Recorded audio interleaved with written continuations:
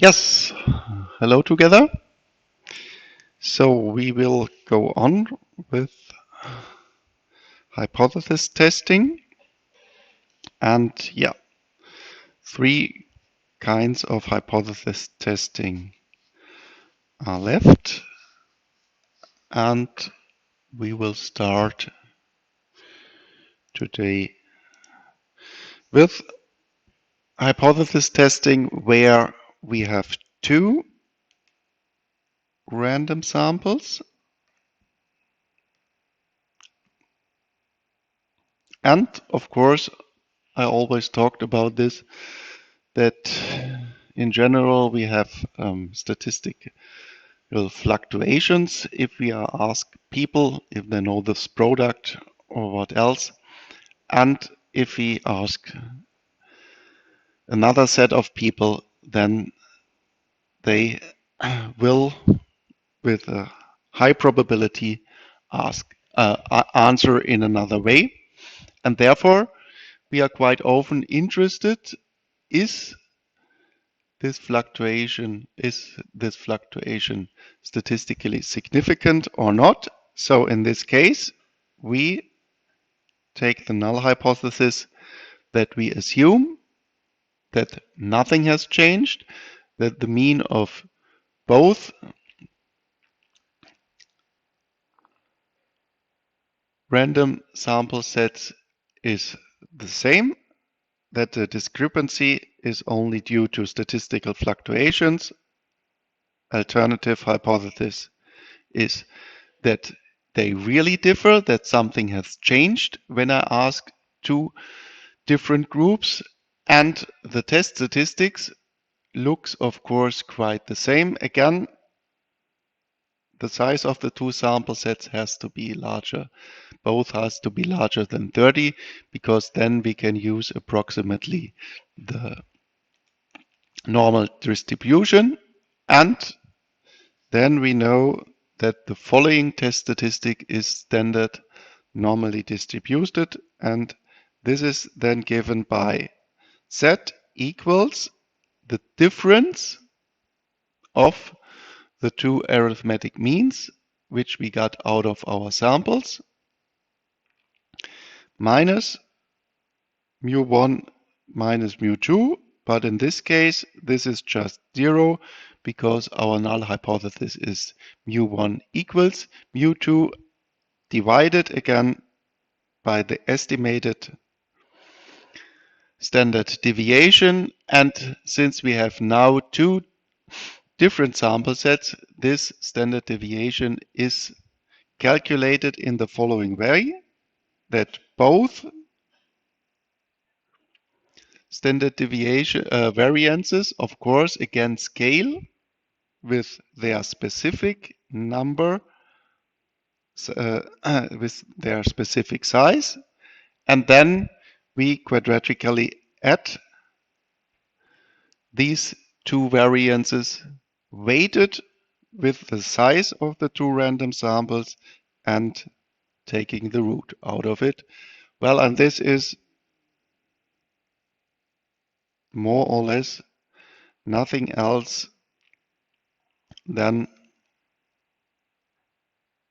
taking just if sigma 1 would be here, sigma 2 would be here, that we, due to the set of Pythagoras, we take the distance from 0 to this point up here, because then we have a right-angled triangle, and we know that a squared plus b squared is c squared, and so c is square root of a squared plus b squared. This in a short way, just in order to motivate this formula here, that this again is nothing else than some kind of an average of these two variances which we got out of our two random samples. Well, and then we can calculate our test statistic set, and of course I think the best way to do this is that we just look at one example. Following an example, some insurance company has a telephone hotline and the phone calls are evaluated via some new software. Without having the software, the phone calls during 1 month had a connecting time of average 22 minutes out of a sample of 1,500 calls. And after we have bought this software, the connecting time was going down to 18 minutes out of a sample of 1,200 calls. And out of these two samples, we can calculate unbiased variance, standard deviations of sigma 1 hat equals 15 and sigma 2 hat equals 12. And now we want to know if something had significantly changed given an alpha level of 5%. Therefore, again, our diagram has anything changed? So we have both directions.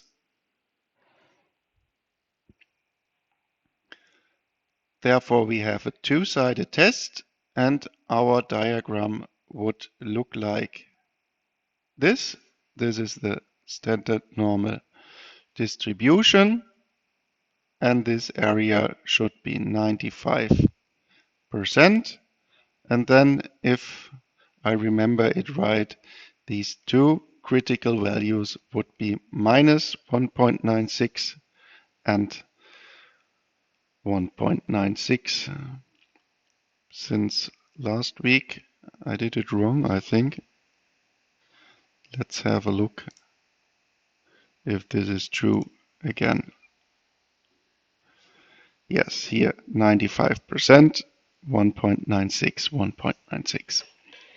Okay, and now we have to at first state our null hypothesis. This would be, of course, nothing has changed. Mu1 is mu2.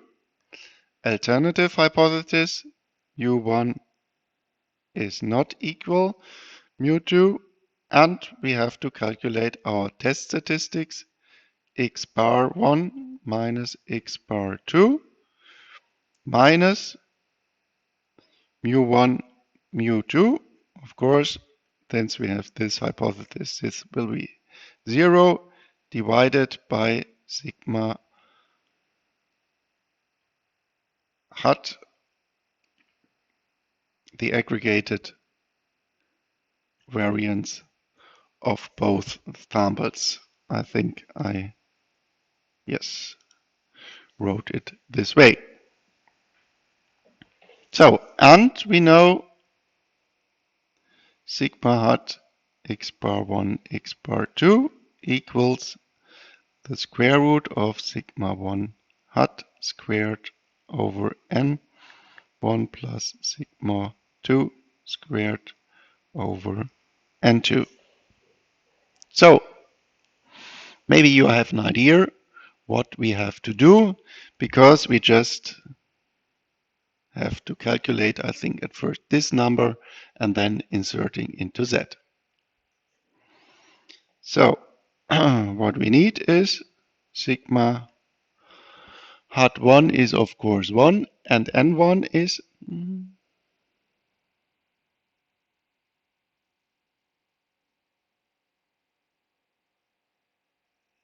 so what we additionally need is n1, n2, and x bar 1 and x bar 2.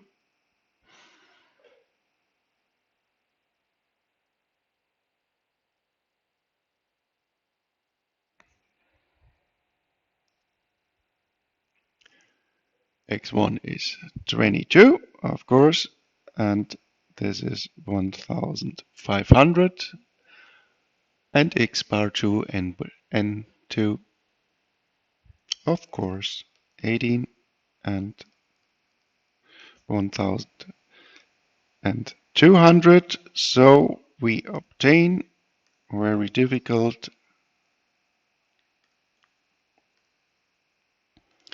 equals square root 22 squared over 1500 plus 18 squared over 1200, and let's do this.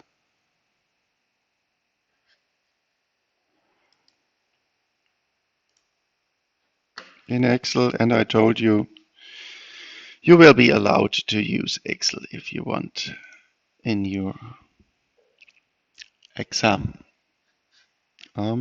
This you can see, I think. So we will be here.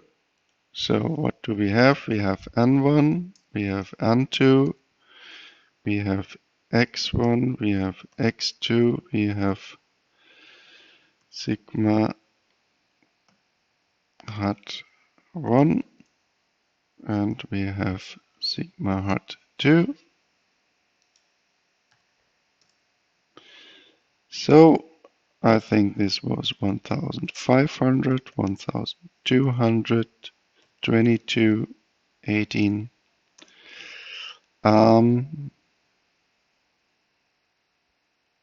Sorry, here I think I did something wrong. This is not 22, sorry.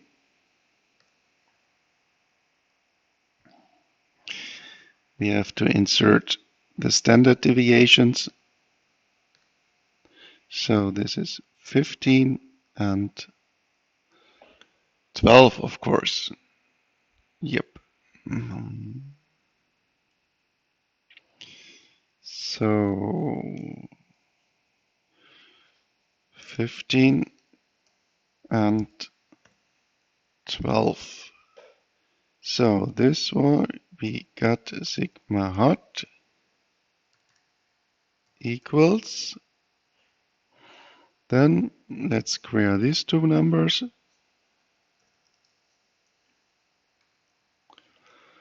So we obtain equals 225 divided by 1500 plus 144 divided by 1200, and we of course need the root.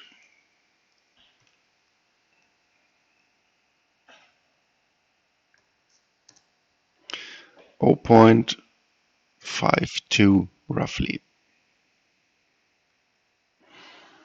So this equals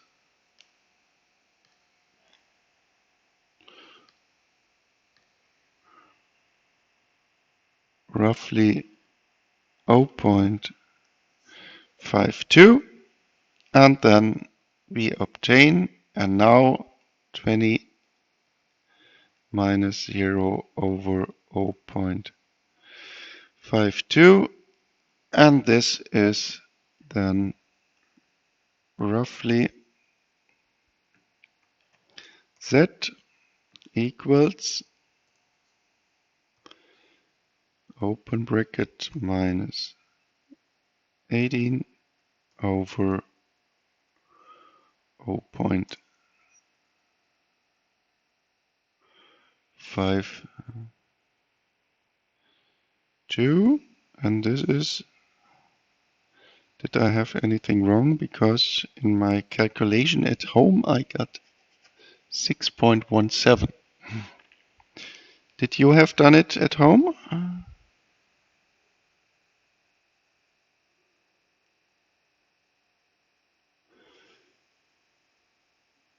So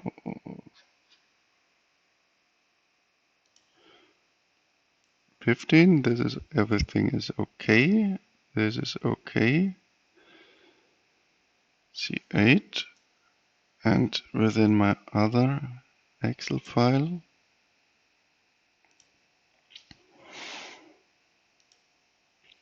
I got squared, squared, and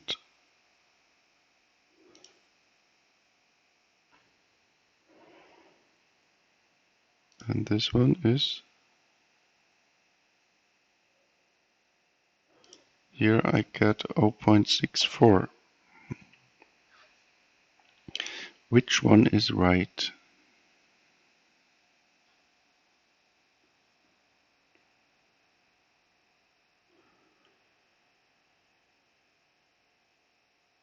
Oh, this one is wrong, I think, here. 15 and 12, so this should be a 12. And everything is okay. Good. So 7.7 roughly.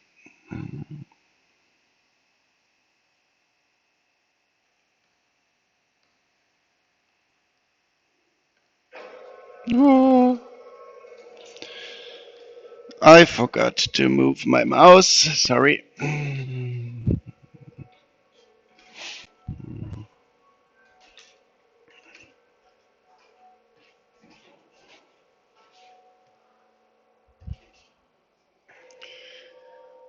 So going down and initializing the beamer. And we are back in business. So first, which kind of hypothesis? Actually also that this is two-sided.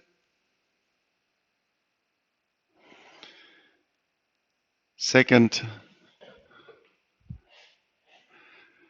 calculating our test statistics. Third, critical value. What is the critical value? Okay, you have the same result. This is great. Which is the critical value we have to compare? This test statistic 7.7, 1.96, of course here, because we are just somewhere here in this area. So the 7.7 is within this part, and this means we reject the null hypothesis. So we can say up to a level of 5%, something has significantly changed. Please never forget to tell the people which kind of alpha error you used. If you say something has significantly changed, because more or less I would say otherwise your statement something has significantly changed is useless. Okay, then of course we also introduce the hypothesis test if we have a proportion. Very surprising, again, we suppose that our random variables are Bernoulli distributed, and if they are Bernoulli distributed, in this case, our null hypothesis could then be that our proportion is larger or equal, less or equal some given probability pi null, pi 0, and the alternative hypothesis is then larger, less, or not equal pi 0. Our test statistic looks more or less, or looks actually the same as in the case if we are testing for the mean, because this is just a special case of testing for the mean. Remember, this is only a special case for testing for the mean. And if we have this Bernoulli distribution, then we can directly calculate our standard deviation via this formula. This is maybe then a bit easier than if you compared to the case when you have just a random sample with the length of some boards or whatever I have taken. And we have in general the assumption that we can use the normal distribution if n is larger than 30, and in this special case, this assumption, this condition translates into this condition that sample size times the product of proportion times 1 minus the proportion has to be larger than 9. In the other case, then of course, you know, we have something like the t-statistics or anything else.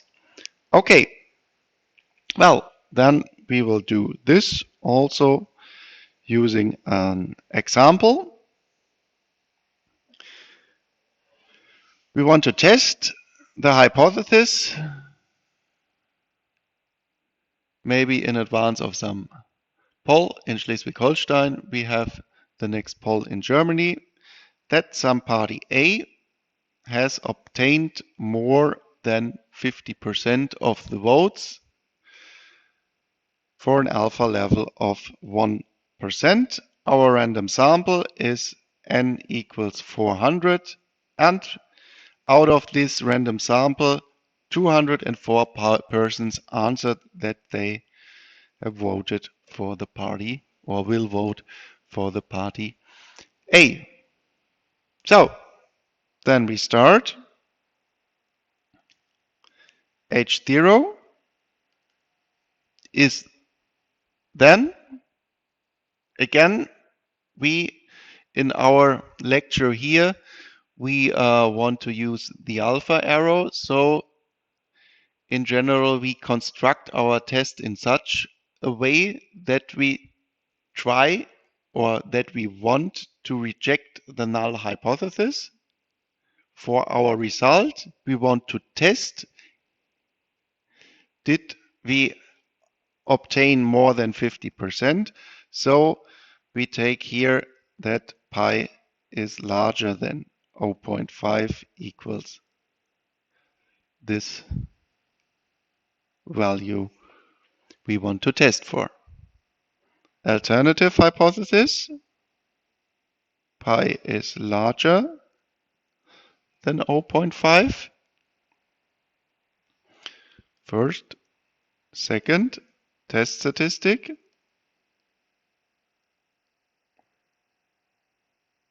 Let's look it up. Set pi hat minus pi 0 over sigma hat pi, and sigma hat pi equals the square root of pi hat minus 1 minus pi hat, I think. Oh, no, sorry. Pi 0. Oops. You see, I also need something where I always can look this up. So pi 0 and, oops, the rubber, pi 0 divided by n, I hope. Yes.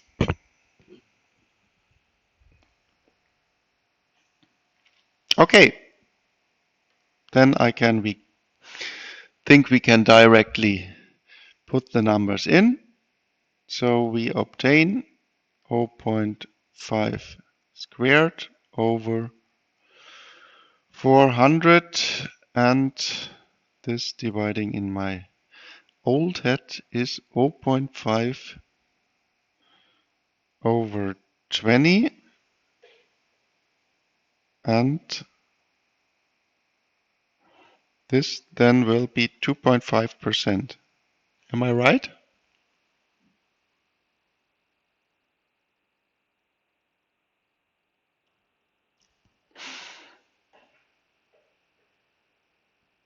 I hope so. 0.5 or, oops, or of course 0.025.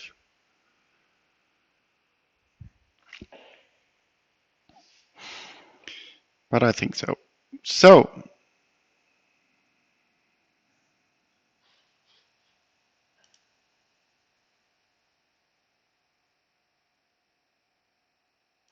then we go further and we have pi hat equals 204 over 400. This is 0.51. So we obtain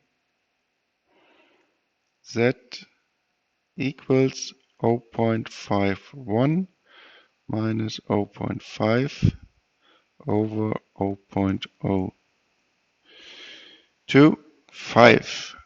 And this equals roughly, let's do it again here. So we have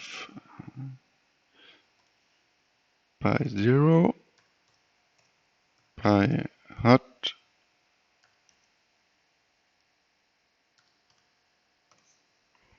do you see it? Yeah. This is 0.5, 0.51,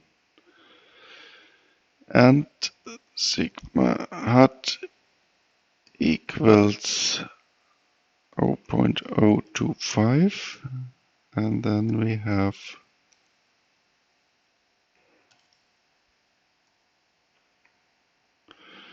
minus this divided by this is 0.4.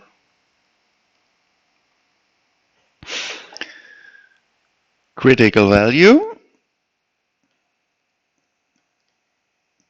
again our diagram. Here, this is one-sided.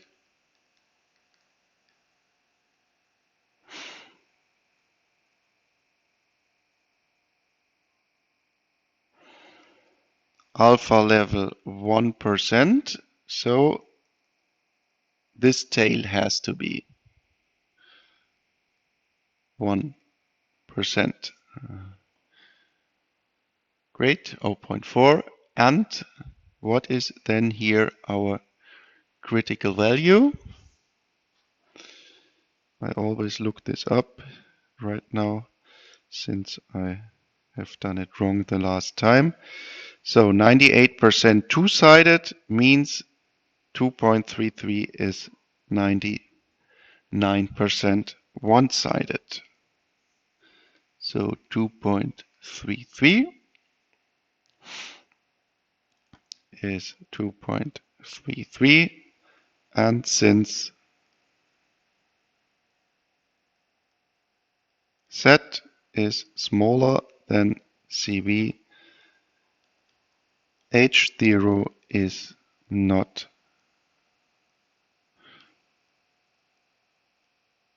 rejected. Let's show it here. Here we have 0.4. And so we are in the interval, or in this part where we do not reject the null hypothesis. Okay?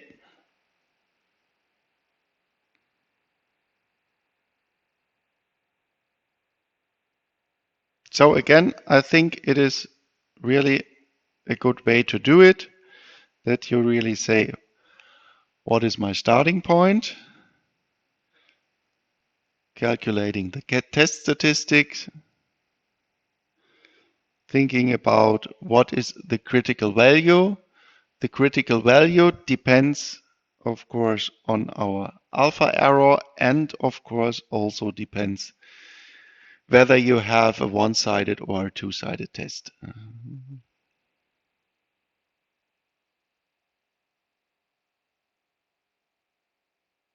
And if you think carefully about this, then I think nothing can really go wrong. And of course, well, I think we should have also checked this condition. This I forgot, because also this has to be larger than 9. Let's check this also. 400 times 0.5 times 0.5 is 100, or and this is larger than 9. So this is also okay, and this means we can use the normal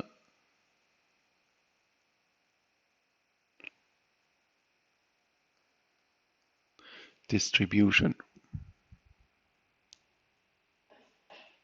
This is, of course, also always important that you know which kind of distribution you have to use. Maybe with this we should start. So this should be some starting point 0, maybe. Okay.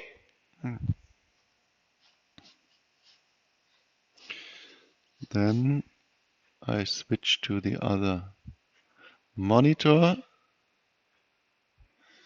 that it is not turning off again. And let's save this. And remember, when we started our lecture, we had these contingency tables.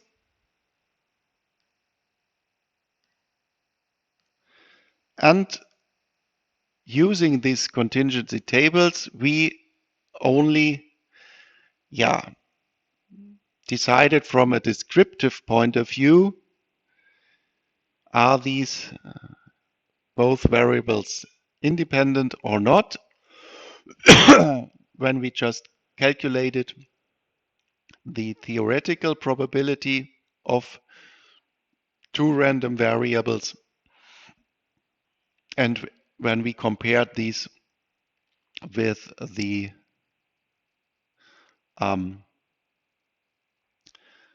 empirical probabilities which we obtained. And maybe not very surprising, when we then want to test again up to an oh, here I forgot the alpha error. And it's within this following test statistics, we decide if we reject the null hypothesis or not for a given level of alpha. So I always talk about this and then I forget it on my slide. Maybe this is good, because then you keep this in mind, that this is essential. So that within the test statistic, for this we just find the difference between our empirical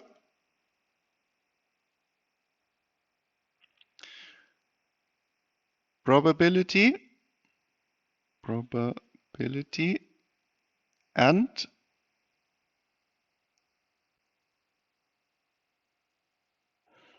the theoretical. These were our marginal probabilities. You remember when we just aggregate in the vertical and in the horizontal way, but we will do it in a minute, also calculating an example. Theoretical probability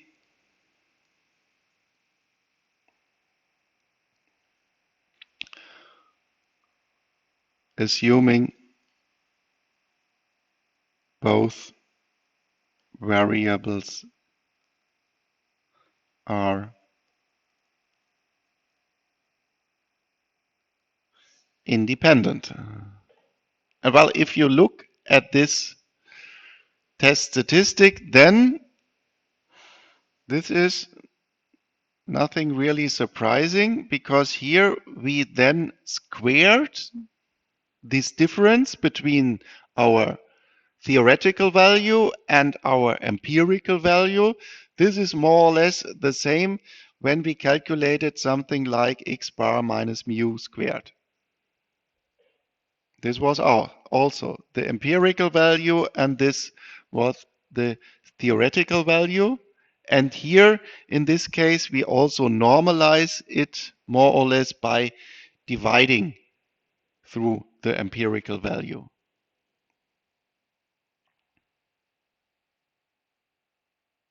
And this normalization is then used that we come to some standard distribution, because then from this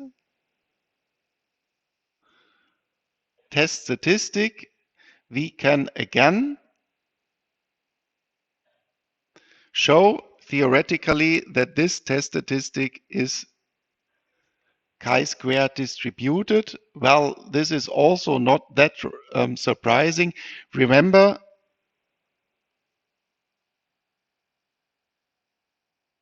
the test for the variance, or this hasn't worked. Shit, I thought that it would be enough to switch to the other monitor, but it didn't. Sorry.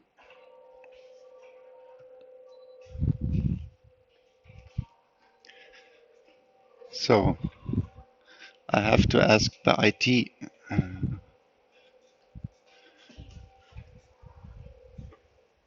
That this not happens every half hour. So remember, the test for the variance also followed the chi-square distribution, and the variance was just calculated by the deviation of our random sample with respect to the mean, and this is squared, and this more or less looks the same like this test statistics. So you shouldn't be surprised that this test statistic is also approximately chi-squared distributed. And then this is also dependent on the number of degrees of freedom. This we also had here in the test for the variance, and now the degrees of freedom. Remember, now we have this two-dimensional, because we have two random variables. One we was looking in the horizontal way, the other one in the vertical way, and how many attributes we have there, the larger are the number of degrees of freedom. So it is k minus 1 times L minus 1. So, and with this, we just can step in our example. And if I look onto my slide, I have forgotten something really important in this example. We just read it. An insurance company wants to increase the number of sold households insurances and is planning and market activity again. You know, I'm always planning marketing activities. Since I am not a business administration guy, I really like marketing activities. In order to address the right people, it is assumed that customers who have already a life insurance policy are risk averse, so that they will maybe be more in favor to buy another policy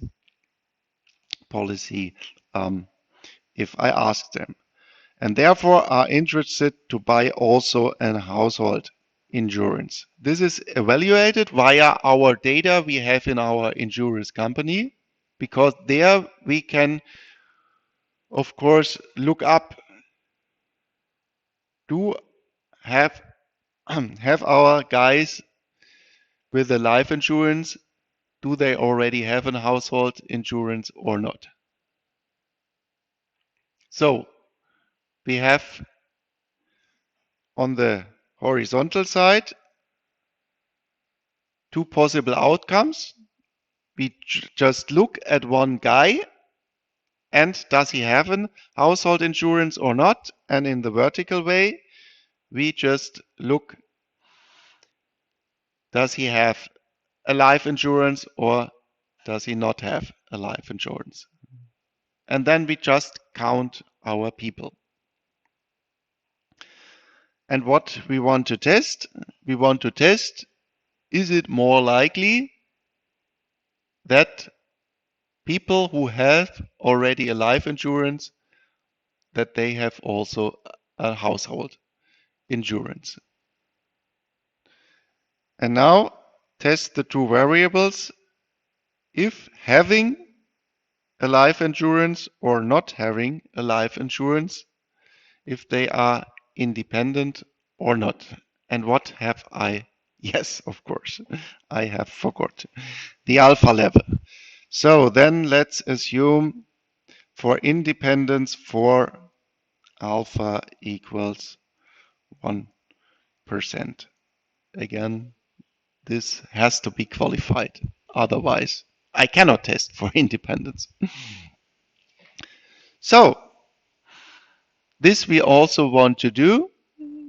For this, we have to calculate some other numbers, because here you see we need the marginal distributions, the marginal probability, the marginal distribution. So we have to calculate the marginal probabilities on this side and then go in here. So we have started, how did we start? With no, no, and yes, yes. So then let's use this. No household, and no life, and life. And our numbers are 436, 511, 436, 511, 121, and 481.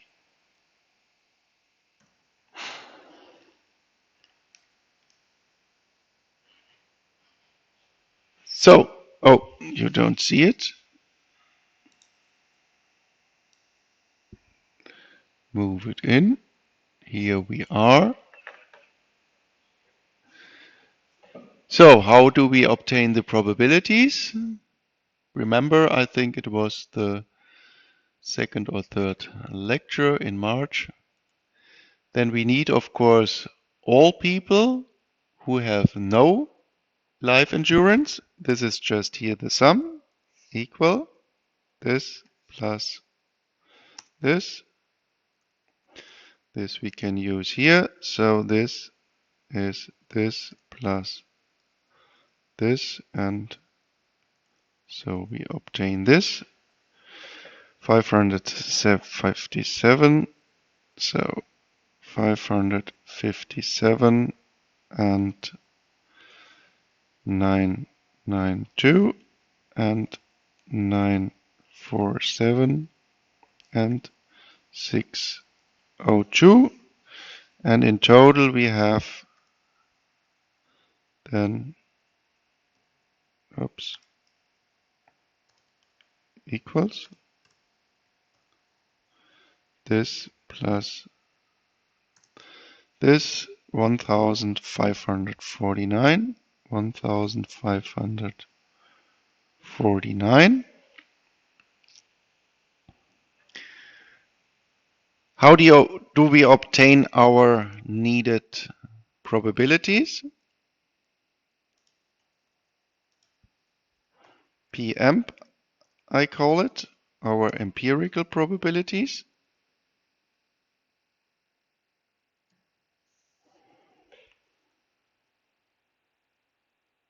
So the question is, within our random sample, what is the probability to have no endurance at all?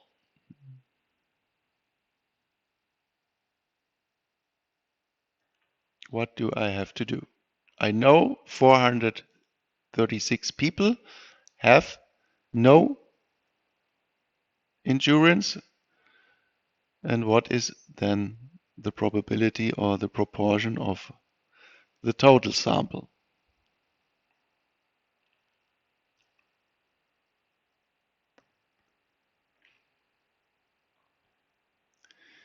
What do I have to do?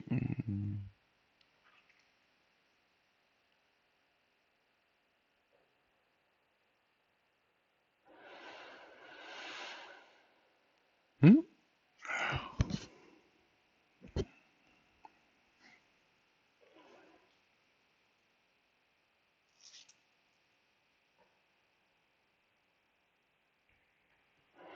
Well, in total, we have 1,549 people. So we just have to divide all these four numbers by 1,549. Then let's do it. This divided by this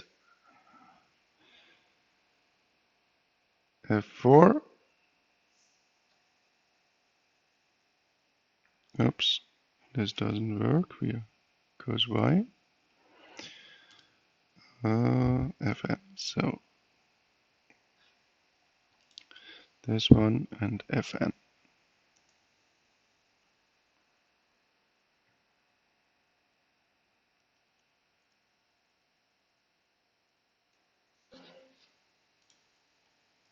Copy and paste. Let's change the format into %.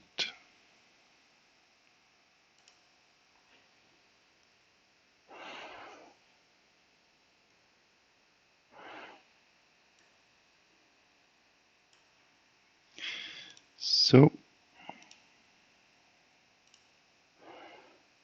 this looks a bit nicer. Copy and we obtain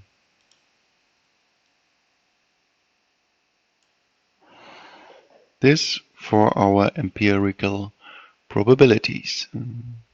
So what else do we need for our test statistic? So now we have here the empirical probabilities. Now we need the theoretical probabilities.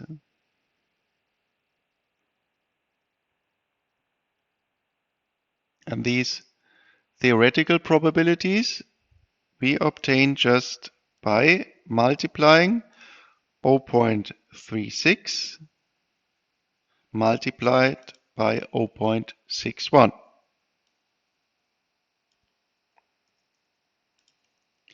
So let's take this, and this was not good. Inserting only the numbers. This we delete, and we go to the theoretical probabilities.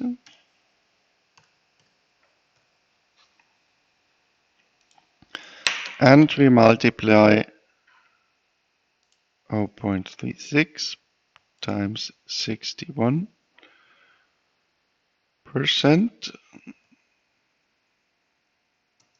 This 61 we keep, and then we have No, this is not good. This one we need this and this. Oh, sorry. Not to the down, but to the right. I can move and 0.36 times 39.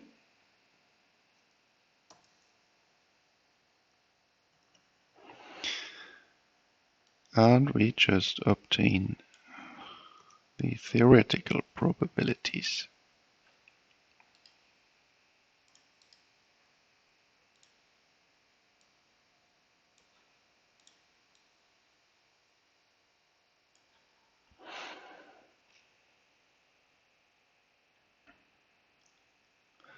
And what we have to do now is just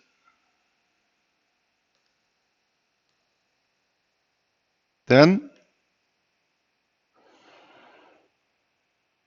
we need the difference 28 minus 22, 8.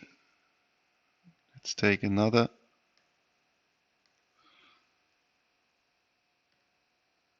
color. Oops, orange. 8 minus 14.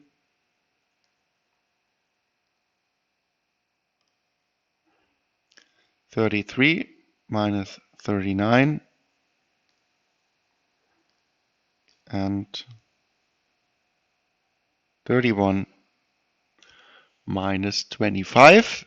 Then we have to square it and sum it up. Okay, then let's do this here. I think I then go just to the right.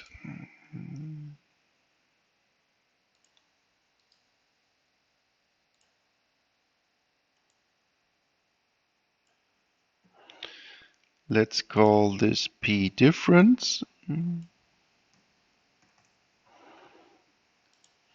And so we obtain, and we just in advance, or no, we make no only P difference, is this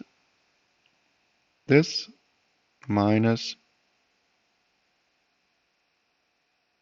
this.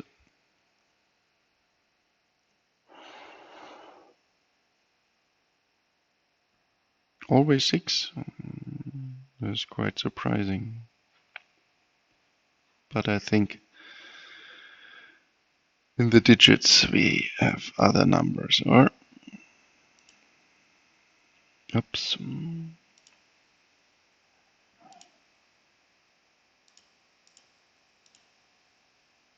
Oh, so I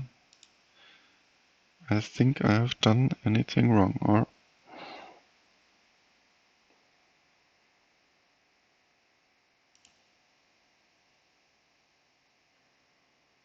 could this also always be the same?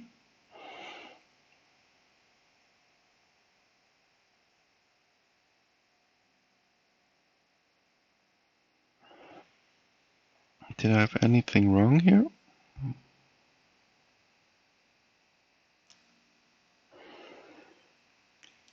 Again, let's look it up.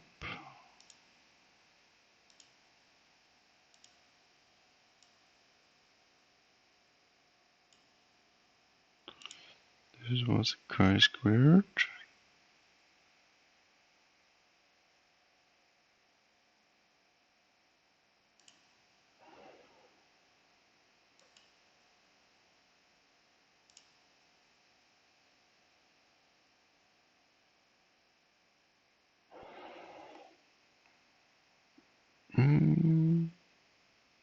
Now this seems reasonable.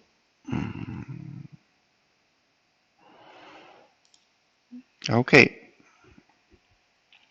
Then we have to square these numbers and divide it by the theoretical values. So this here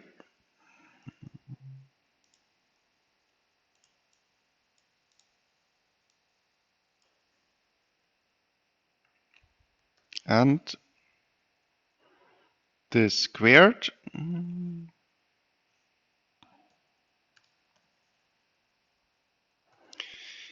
divided by the theoretical probability.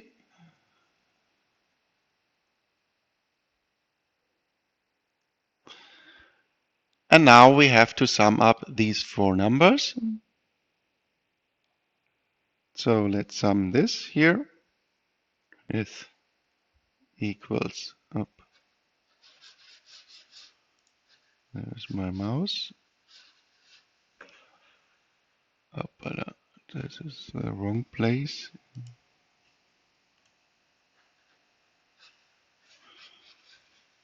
There it is. This equals this plus this, this, and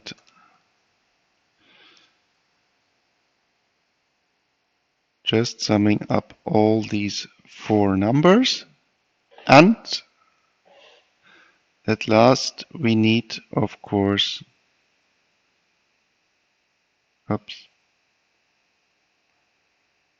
multiplying with the sample size. So this is the sample size here, and this was 1500 and anything, I think. So chi squared empirical equals this times our 1549 is 107. So we obtain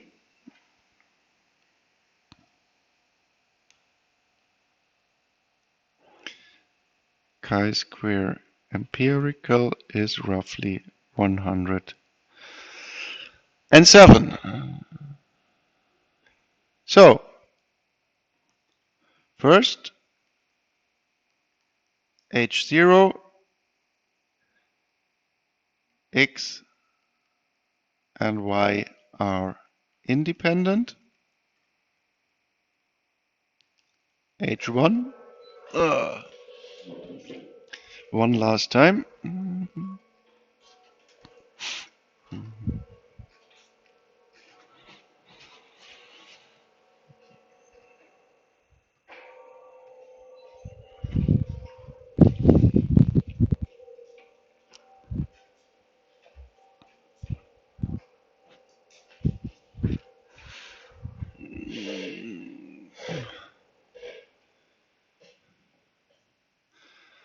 Are independent. H1, X, Y are not independent. Second, we calculated the test statistic.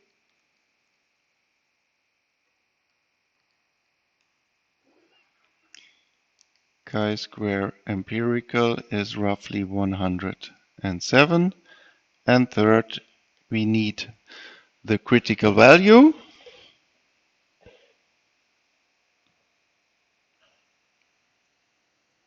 And for this, we have our chi-squared distribution, and we have to calculate the number of degrees of freedom. So the number degrees of freedom was k minus 1 times L minus 1. What is k and L?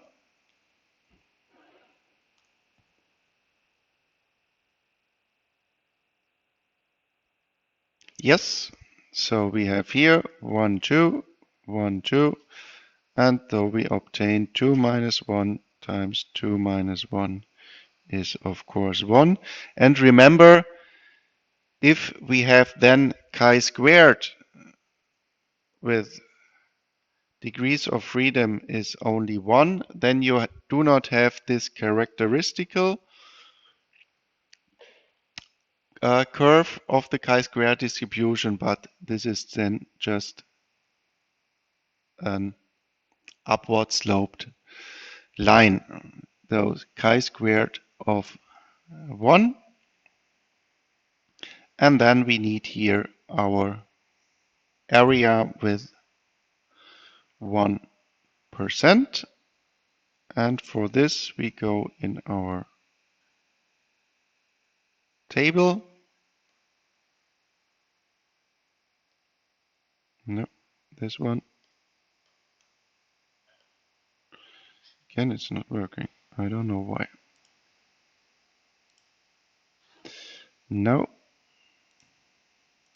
Pen. So we have n equals 1. 0.99. Oh, sorry. We have just only said we are independent or not. And this means we have two-sided test. So we also need this area is 0.5% and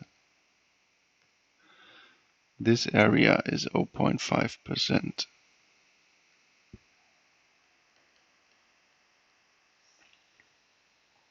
And therefore, we have to look up not this area, not this value, but we have to look up this value. And though we have 7.88 is the critical value, 7.88. But we are here somewhere out there because we have the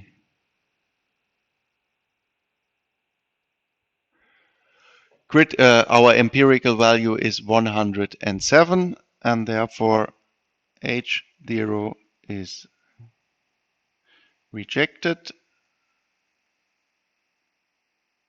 And our guys in our insurance company can be happy, so to speak, for an alpha level of 1%.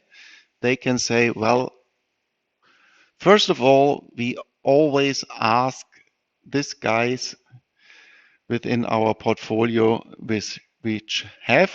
who has already a life insurance but not a household insurance, because the probability is higher that they will also buy a household insurance. Okay, this for today, and I end